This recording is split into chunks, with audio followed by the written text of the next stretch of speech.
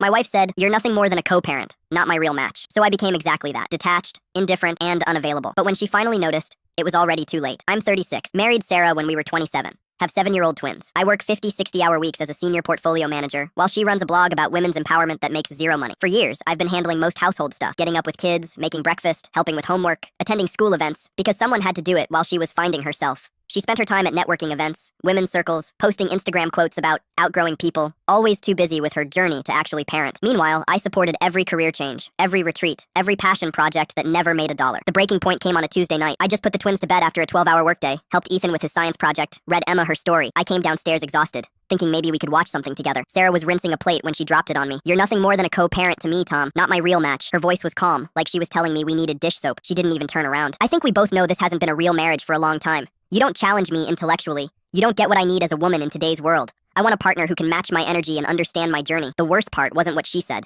It was how she said it. No emotion, no regret, nothing. Like I was just some random guy she had to deal with because we happened to have kids together. But I'd been documenting everything for months. Every school event I attended that she missed, every doctor's appointment, every time I was helping with homework while she was at empowerment meetings. I didn't explode, didn't cry, didn't beg. I just nodded and said, "I see." The next morning, I started my new approach. If she saw me as nothing more than a co-parent, then fine. That's exactly what I'd be. No more small talk, no more checking in during the day, no more favors. When she asked how my day was, I'd answer fine. When she needed something from the store, I'd shrug and say, "Make your own trip." I also started taking care of myself, hit the gym during lunch, got a new haircut, bought clothes that fit, lost 30 pounds, put on muscle, started reconnecting with friends, joined a weekend basketball league. Meanwhile, I consulted with lawyers and discovered I had an excellent case for primary custody given my documented involvement. I started setting aside money in separate accounts, all completely legal. After 6 weeks, Sarah began to notice. She'd try starting conversations, wear sexier outfits around the house, suddenly care about things I was doing. When I mentioned taking the kids skiing, she piped up about always wanting to learn. I just nodded and continued talking to Emma and Ethan, ignoring her. One night, she sat closer to me. "You've lost weight. You look really good." "Thanks," I replied, not looking up from my book. "Tom, can we talk? I feel like there's this wall between us lately. I'm just respecting the parameters you set. You made it clear what I am to you. I'm adjusting accordingly." "I think you misunderstood what I was trying to say," she backpedaled. "What did you mean when you said I'm nothing more than a co-parent to you?" She faltered. "I was just trying to be honest about feeling disconnected." "Well, I've had time to think about it, and I realized you were right. We are just co-parents, and that's all we need to be." This wasn't what she expected.